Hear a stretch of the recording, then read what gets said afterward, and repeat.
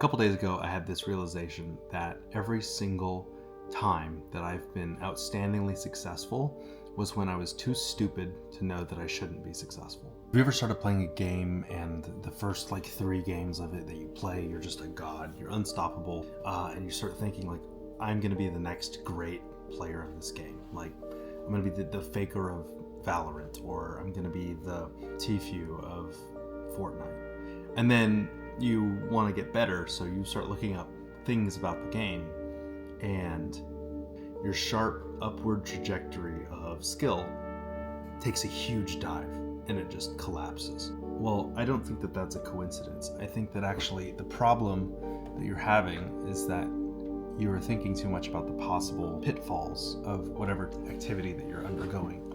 And I think that has a direct correlation with manifestation.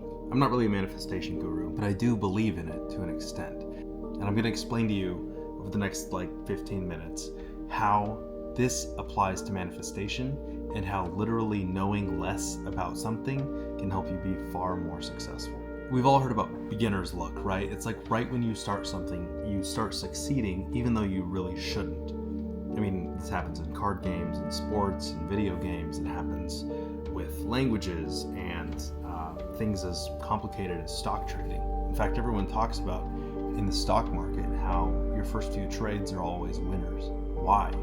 Well, we know that manifestation is a reality, or is part of how our reality works, right? Or our surreality. As we get deeper into the AI revolution, we're seeing that even AI models are replicating what thought experiments and actual experiments of the CIA and other government organizations back in the 60s and 70s have found, which is that the only thing that we have is our consciousness, and that everything else, reality as a whole, is not locally real. Everything is a hard light simulation. I realize this is really complex. I'm not going to try and get into any of the quantum energy, and this isn't magic either, but essentially what we can understand from all the videos that we've seen, or the articles, or the books, is that reality is warped by us. Here's why I think that this happens. It's very likely that our universe is a simulation, right? Just by the fact that we have been able to accurately begin replicating and simulating other universes in the form of video games. That would then mean that there is an infinite possibility of infinite universes where people are simulating more infinite universes. If that's the case, then the power draw to simulate a universe the size of ours would be bizarre. It would be just completely unthinkable, right? So then how does this get resolved? Well, it cheats. The simulation cheats just like video games cheat, right? They don't render everything that you're not looking at. They only render what you need. Because of this, that means that we are just a consciousness that is being kept in more or less a playground. How do we influence the playground then? What is this manifestation journey? The way we influence the playground is because the simulation is not strong enough to make 100% decisions about us and about our lives and about what we're supposed to be doing. So instead, what it does is it makes educated guesses, and that is based on our internal life. So if you strongly believe something to be the case, or have no reason not to believe something should be the case, then the simulation just goes, oh, well, this seems right, let's do it. This is obviously heavily boiled down, and I'm not going to try and get into pseudoscience, but this has been sort of the consensus broadly in the manifesting community from Neville Goddard all the way to modern metaphysical analysis. It's a little bit like the orcs in Warhammer, right? They breathe in space not because they are able to breathe in space, but because they are so stupid that they don't know they're not supposed to. So how does this apply to manifestation and success? Well, I realized this the other day, that the only times I've ever been truly successful at something that I've tried is at the very beginning, when I didn't know anything about that topic. For example, in 2021, I was very, very excited about VR and the metaverse. And what I did was I started a VR design firm. I was going to make VR apps for the metaverse, and I was going to develop these virtual reality environments for companies with no marketing, no sales experience whatsoever besides working as a waiter, with just a website that I threw up on Webflow, and with one employee to start, which was my best friend, who also had zero experience in VR. We were able to land almost $100,000 worth of contracts within the first 6 months. How is this possible? Well, the fact that I didn't know that VR was dying at that point. I didn't know that crypto was going through a winter. I didn't know that I wasn't supposed to succeed as someone with no connections, no education, no skills. And so what happened? Well, customers came flocking to me. They threw their money at me, and I was able to do it. Now, why did this fail? It failed for a variety of reasons. The primary reason that this failed is actually because I just got tired of doing it, and I didn't like working for these clients. But funny enough, I started doing worse at the business when I started learning more about business. It's funny, when I first started January, February, March, every few days it was like I was getting a deposit for $3,000 to $4,000. And I would just look down on my phone, and it was coming in crypto and in cash and PayPal and however I wanted it. It's just money was flowing to me. But then as soon as I started thinking about it, like, why is this working? Where are these clients coming from? It evaporated. And the reason why is because my mentality, the inner reality, started questioning the methods by which I was being granted this success. And it made no sense, right? Why would someone go to a brand new company that has never made a VR app before and had no portfolio whatsoever and pay them $10,000 to create a VR game? Like, why would you do that? Well, I didn't know that that wasn't normal. So then that was my normality. That became my reality. Another similar thing happened when I started working in esports. When I was in my 20s and working in Seoul, I wanted to work in esports. And so what did I do? I came up with a topic called esports communication, which was the communication skills that a esports professional would need to become successful in a modern marketplace. And all I did was, I didn't have the curriculum, is the craziest part about this. I had no curriculum.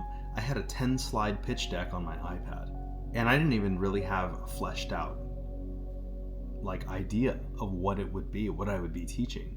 But I sent that pitch deck to 15 different organizations, and the biggest and most successful one of all of them, which is Genji, reached out to me and asked me to come in for an interview. I came in for the interview. I showed them my iPad, my pitch deck, and it just so happened that they were working with an educational partner that could sponsor my visa, that could get me a job, literally not even teaching. It was the best teaching job I'd ever had, because the students did their work remotely, essentially, and I was just kind of overseeing them. And then in the afternoon, I could teach esports communication. And I started with 2 students, and those 2 students loved it, and they succeeded well. And then I got 10 students, and then I got 40 students, and I was able to teach all 40 students esports communication. And it opened some other doors. It opened consulting gigs and things like that. Why did I succeed at that? Why would an organization take someone who has not worked in esports before? All I was an English teacher at that point. I had never played professional esports, like on a team, an actual team. I had never worked at another esports organization. How was I able to get into a world famous esports organization like this with a 10-page slide on an iPad? Or a 10-slide. How was I able to get into a world-class esports organization with a 10-slide presentation on an iPad and nothing else? It was because I didn't know I couldn't.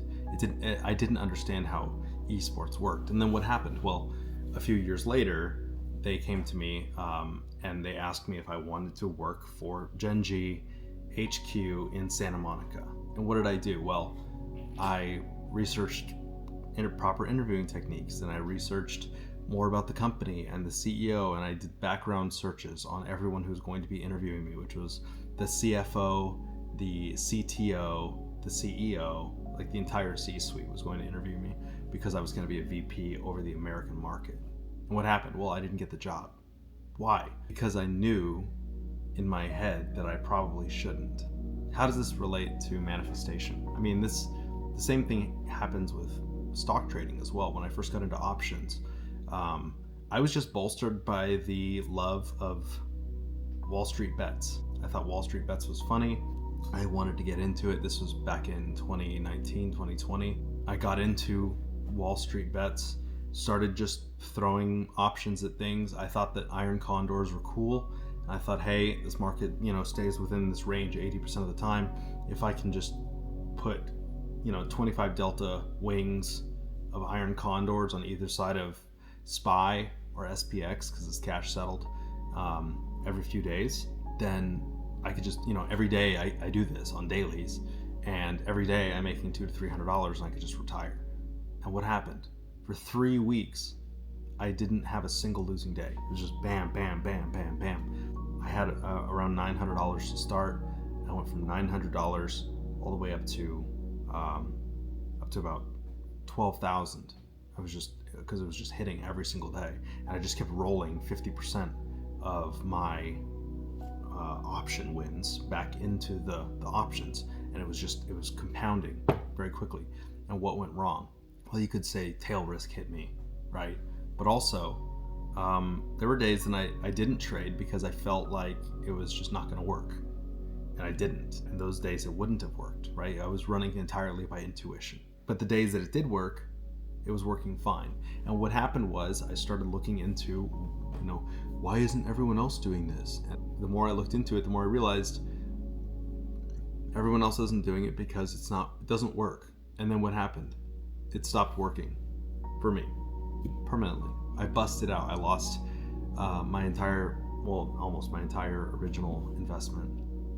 And I ended up losing 4 consecutive days in a row, and it just went away. Now you could say, oh, this is tail risk, this is why people don't do it, blah, blah, blah. But in reality, I strongly believe that it would have continued to work for a long time if I had just not looked into it. And I believe strongly that it would have continued to work if I had just not looked into it, if I had continued to run purely on intuition, purely on the fool's guidance. Intuition, I believe, is the key to this, and this is kind of where I'm leading this discussion.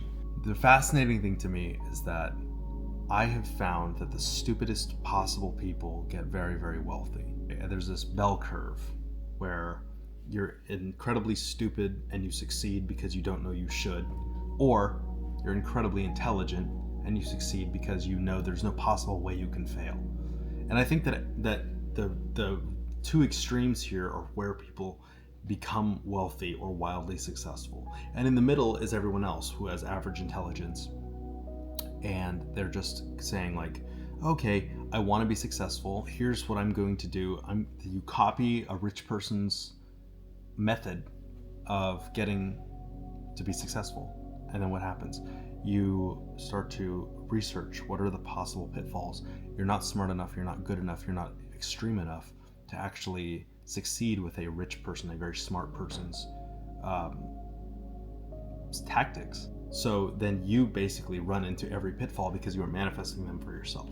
On the other side of the spectrum, you have incredibly stupid people, and they come out and they do incredibly stupid things and they get successful. One of my favorite examples here is Virgil Abloh. I'm not calling him stupid, I think he's a genius, but he did something incredibly stupid. He created this brand called Pyrex. And Pyrex, all he did, first of all, you'll know this, Pyrex is a glassware company. They make glass cookware. But he went and he purchased a bunch of Ralph Lauren flannels from an outlet store, and he printed Pyrex and then a number on the back, and he sold them. And he sold them for 10 times what he had bought them for. He bought each flannel for $45. He sold them for $450. First of all, screen printing doesn't even adhere to flannel. It peels off. Second, he was using another company's clothing. He wasn't even taking the tags off it. It still said Ralph Lauren. And he was using another company's logo and brand, Pyrex. And he became extremely successful just from that. Now, he was served a cease and desist, and he parlayed all of that success into Off-White. But even Off-White's designs aren't spectacular. The hoodies aren't good quality. He said this in interviews because he just doesn't believe that. He believes that you're wearing the price, you're not wearing the garment. which I disagree with him on that. But what's interesting is that success came from him simply not giving a shit about being like doing things the right way. It came from him simply believing that because he did this, people would want it. He had this hero mentality, the hero complex. Manifesting is using your internal life to influence, or rather exfluence, the world around you. And a lot of people don't seem to understand exactly how this works. But this breakthrough has really helped me in that I've realized that the only times that you'll ever really be successful are when you're completely focused on the goal and you're not worried at all about any possible thing that could go wrong. And the best way to do this naturally is to know that you don't have any possible mindset or any possible knowledge of what could go wrong. When you're not looking up what could go wrong, when you're not making any kind of alternate plan, then you're going to be very successful. Many people do things. So if I can give you 3 tips here to become more successful when you're manifesting, I'm going to give them to you right now. And I think that this will help you. Number 1, don't have a backup plan. Having a backup plan is basically giving up your plan at the very beginning. It's saying, I am not going to be successful. I need some other way to be successful. This is important to understand because a lot of people who have become very, very successful pursued their dreams so wholeheartedly they didn't have a backup plan. Even for small things. When I moved to Taiwan in 2017, I had moved to Korea with this plan. I was hired beforehand by a school. They paid for my ticket over. I flew to Korea. I had the job set up. I had the apartment set up. I had friends there who spoke the language. And I was able to kind of move into this life that was already set up for me. When I moved to Taiwan, I was so sick of my boss in Korea that I went home for the holidays. Then I purchased a one-way ticket with the last of my money. Well, I had a little bit more money, but most of my money to Taipei, actually Taichung, which is where the airport is. And I flew into that airport in Taiwan. I got off. I had a friend. He gave me an apartment to stay in. I had no job, I had no apartment, and I had about a month's worth of savings. No backup plan. If I failed, I was going to have to ask my parents for money to come home, and I don't even know if they had the money to bring me home. I probably would have, who knows? Honestly, it actually scares me to even think about it. But what happened was, I landed there, I immediately got a job, within 2 days. And I started that job within 3 days. And then I didn't like that job, so I quit it outright. And I immediately found another job. Why? Because no one had told me that you shouldn't be able to go to a foreign country with 2 suitcases of clothes and a month's worth of expenses and just find a job instantly, and then be able to quit the job instantly, and then be able to find another job instantly. No one told me that, so I just did it. So your first step, don't have a backup plan. You need to commit wholeheartedly to whatever plan it is that you are going for. Number 2, I'm not saying you don't need to prepare. For my clothing brand, I work really hard at improving the quality because that is what I care about. What I don't do, and what I have not done, is I've not looked up all of the reasons why clothing brands fail. Because there's no reason to look this up. Why would I look up the hardships of what other clothing brands are going through? Why would I listen to other people who have failed clothing brands? Because all that they're going to do is speak those things into reality in my life. Instead, I just like to look at stories of successful clothing brands. And what happens is I'm hoping that their success is manifested, is spoken into my existence. Because when I'm watching their stories, I'm thinking, I'm the same way. My brand is the same as theirs. The third tip to manifesting is to understand that you're probably not going to be the smartest person in every room that you walk into. And you're not going to be able to bulletproof all of your ideas from every possible angle and become the next, pharmaceutical sales rep or, pharmaceutical, like cancer, person who cures cancer. The average person is right here in the middle of the bell curve. There's too much room to the right for all of us to just basically muscle our way into success. So how are you going to succeed? You're going to succeed by believing that success is already promised to you, that you can't fail. One last example of this. I have never lost money at blackjack. Like, I've lost money on hands, and I've lost money like kind of over a few hours. But the craziest thing is that when I am playing at my comfort level, and I'm not playing standard blackjack, when I'm playing at my comfort level, I always win money.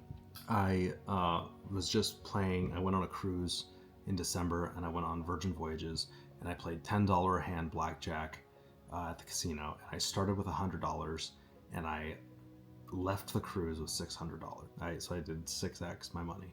And I probably could have done more if I'd spent more time gambling. Why did it work? You could say, oh, it's beginner's luck. He had like a crazy run of luck. But I made money in Las Vegas as well. The only time that I've actually lost money over a run is when I was trying to play standard blackjack. And the reason why is because I played the strategy that felt comfortable to me, because it felt like intuitively I should never lose playing this strategy, which was just the no bust strategy. And if you ask any professional seasoned blackjack player if the no bust strategy works, they're going to tell you no, it doesn't work. But for me, the no bust strategy felt great, and I won a ton of money doing it because I just did not believe that I could fail with it. Now, it's important to understand, you are not going to make it to the right of the bell curve. No, very few people can. So the only real way for you to succeed, especially with manifestation, is to believe, to be so stupid as to believe that there are no pitfalls coming for you, and that the only thing that you can do is succeed because you are special and different. That exceptionalism that you basically take in and you put inside of yourself, you put inside of your soul, is what's going to create that exponential environment around you. Anyway, I wanted to make this video because the reason that you keep seeing stupid people succeeding when it feels like they shouldn't is because they're too stupid to know that they should fail.